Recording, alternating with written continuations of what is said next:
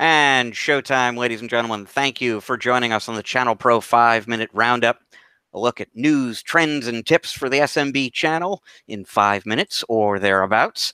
I am your co-host, Rich Freeman, executive editor of the ChannelPro Network. With me is my co-host, Erick Simpson, who is CIO and senior vice president of SPC International, a training and business improvement organization for MSPs and other IT providers. Erick, I am broadcasting this week from my home base here in Seattle. You are sweltering, I understand, in Southern California.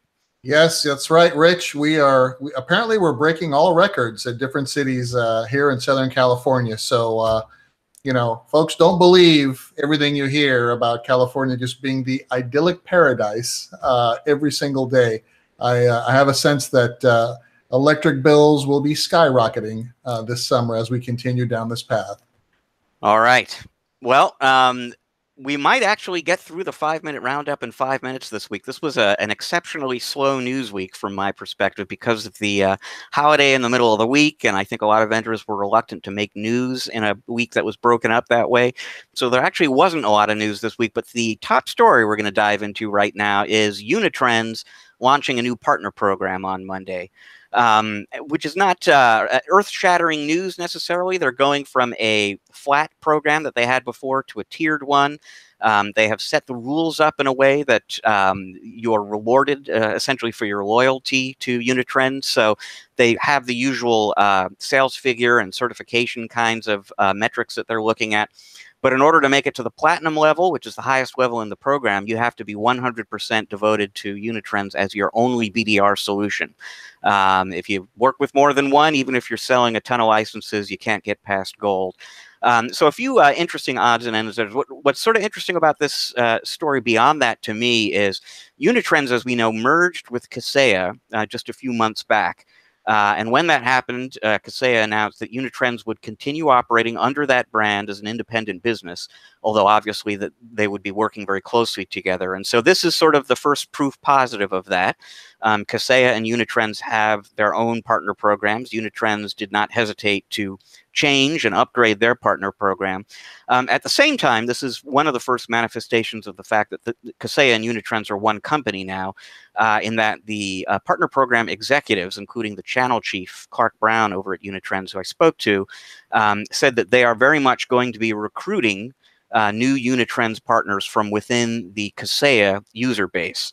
And conversely, Kaseya will be looking, as you would expect, to recruit from the Unitrends side of the house as well. So sort of an early look at how these two companies are going to be one business, but separate businesses simultaneously.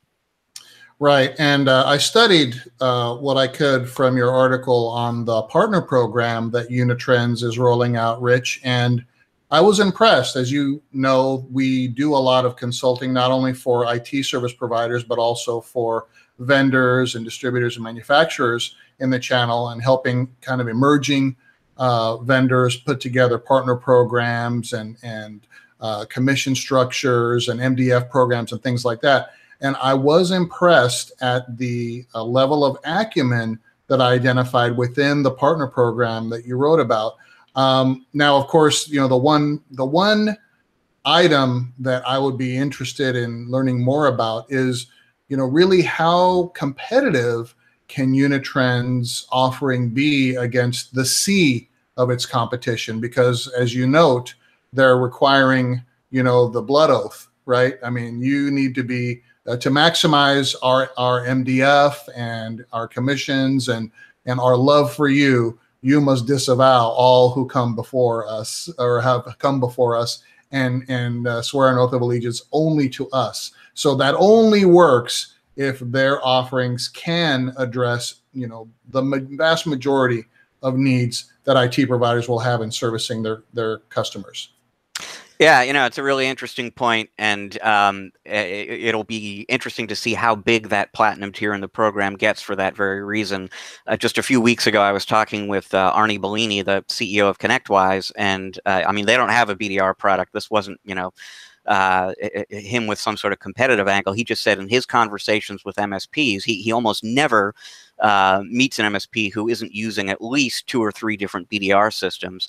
And I don't know if that's true with you and your customer base, but I do wonder how many MSPs are willing to take the blood oath. Yeah, and it's almost kind of the master agent relationship that they're asking here is you've got to sell only our products. So there's got to be a compelling reason. And to answer your question, yes, the partners that we work with at SPC to help grow their businesses, they hedge their bets. Engineers are very risk averse, Rich, and so we like to have options. We like to have a couple of different. We like to have a bench, as it were. So, like I said. If Unitrends can meet, and convince the providers that, it's worth it for them to go all in with them and no one else, and they have the products that can give an IT provider comfort, knowing that, yes, I have something for all of my clients, and it's worth me investing everything I have into the Unitrends relationship because of all the great benefits I'm going to receive, then it'll work. But if that falls short, then we'll see. Again, I guess how large that platinum tier grows over time. Yeah, we will have to check back in on this again and see how that goes, and see how the Unitrends Kaseya relationship evolves as well. Well, let's move on to your tip of the week here, which has to do with thinking your way through a probably not very uncommon hiring decision. Sure. So today's tip of the week is all about how to apply a simple formula to know when it's time to hire your next service desk or knock technician. Now, I'm going to talk about service desk and knock because we have data more readily available that factor into the formula. And what I mean by that is if we're building out our service desk or knock and we're tiering it appropriately so that we understand that the vast majority of our tickets are I will say level 1 or tier 1 tickets, and tickets that can typically be resolved within 45 minutes. I mean, at the outside an hour, I like to stick with 45 minutes for a level 1 ticket, maybe 90 minutes for a level 2 ticket, and then beyond that, level 3 and beyond. If we staff our service desk correctly, we will know that using that formula, we expect a level 1 technician to be able to close about 12 tickets a day. Now, if in a very controlled environment, and I built these service desks in the past where we control everything and it's kind of an internal IT service desk, we can get that level 1 down to 30 minutes or less. And that way I can gauge my technicians at level 1 being able to close 16 tickets a day, right? 30 minutes each. So with that formula, what I'm going to ask our viewers to think about is how many total tickets do you receive a day, a week, a month? And then how do you tier those tickets? Do you tier your incidents in a level 1, level 2, level 3 fashion, which is important because that also informs us as how we staff our service desk. In many cases, MSPs have evolved from professional IT service provider organizations where we've hired the Top Gun engineers, the Dragon Slayers, because when we send somebody on site, we want to know that they can handle whatever it is from soup to nuts. And then we transition into this managed services model where we're asking these Dragon Slaying engineers to basically close tickets. That doesn't really work out well in the long run. So we've got to staff our service desk with the appropriate folks at the appropriate level to close the tickets that we want. So 12 tickets a day for tier 1, let's call it 8 tickets a day. Well, 90 minutes each. What is that? 7 to 8 tickets a day. Check my math on that. And then beyond. So all you need to do is break it down into hours per day. How many tickets do you expect your technicians to close a day? So if you're receiving 24 tickets a day, you may be needing 2 tier 1 or 1 and a fractional tier 1 because some of those tickets will escalate to tier 2 and some will escalate to tier 3. So figure out how many tickets you're receiving a month. Give yourself a percentage of what's level 1. I go 90 to 95% level 1. I go 3% to 5% level 2. And the balance portions of a percent perhaps for level 3. You'll know how to tier. You'll know how to correctly escalate. And you'll know when to hire the next person based upon ticket load. And I'm going to take it that the thing to do here is not to fool yourself into believing, well, I can just get my guys to do more tickets an hour or reduce the amount of time that I'm going to be putting into tickets. whatever your baseline is today is pretty much what you should be measuring off? Well, you've got to get to the point where in the analysis, how many tickets is everyone closing, right? And you'll look at what kinds of tickets they're closing, and you'll determine, wait a minute, why is Eric closing less tickets than Rich? You know, they're all level 1 tickets. What's the issue there? So once we sell a managed service agreement, you know, one of the ways to increase our margin over time, rather other than raise our rates, is to increase our efficiencies. So as we start analyzing our service desk reports, we'll start identifying areas, and maybe, you know, our team is closing less than 5 tickets a day. Why is that? Well, a lot of answers, right? They're doing prep for projects. We're sending them out on site, things like that. You've got to address that. You've got to include that time into your formula, right? But if you've got a dedicated service desk technician, I always say start with one. You know, start with one so that then you can escalate out. And you may not need to dedicate a level 2 right away. You probably not need to dedicate a level 3 for a long, long time, right? Those are our dragon slayers. We'll escalate those tickets out, and we may assign you know, two or three tickets a week, if that, to a level 3, right? So really, what is it that we're doing to improve the efficiency of our service desk?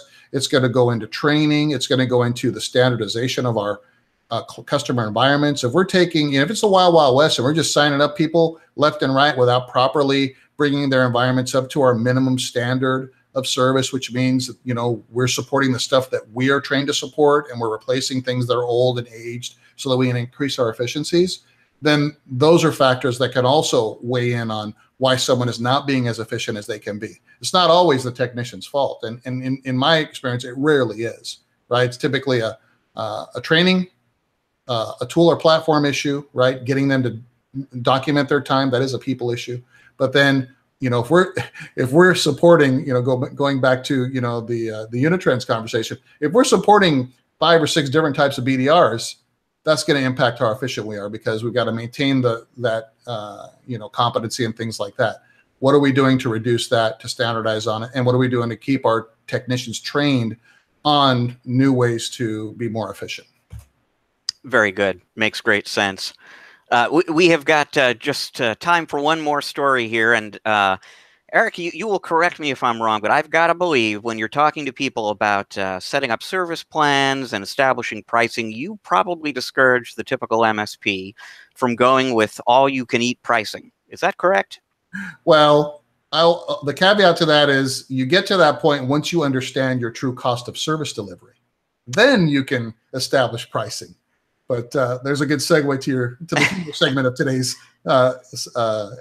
segment. Let's talk about a restaurant in Southwest China that did not actually do its homework and figure out exactly what the cost of delivery and demand would likely be when they offered an all-you-can-eat deal for the equivalent of $19 US per month for all you can eat of the hot pot you want. And they were out a week, by golly, within 2 weeks, because people were just eating a whole lot of hot pot. Yeah. So you probably want to just kind of keep that in mind when you're trying to decide what you're going to be offering your customers and charging them all you can eat. You're going to attract some hearty appetites. I'd say so. All right. Well, that is all the time we've got this week on the 5-Minute Roundup. Thank you for joining us. Again, we will be back in a week. If you'd like to keep up on all the latest episodes, see past episodes of the 5-Minute Roundup, subscribe to the ChannelPro Network channel on YouTube, and you'll get all that information there. If you want more news and information about things like Unitrends creating a new partner program, other things happening in the industry, success tips like the kind Eric offers here, you want to go to the ChannelProNetwork.com website. We've got great new content for you every day. If you want to learn more about SPC International and the work that Eric does with his clients there, you want to go to consulting.spc-intl.com. That's consulting.spc-intl.com. We will see you next week on the 5-Minute Roundup. Until then, enjoy the rest of your week. Eric and I are enjoying the rest of your week already.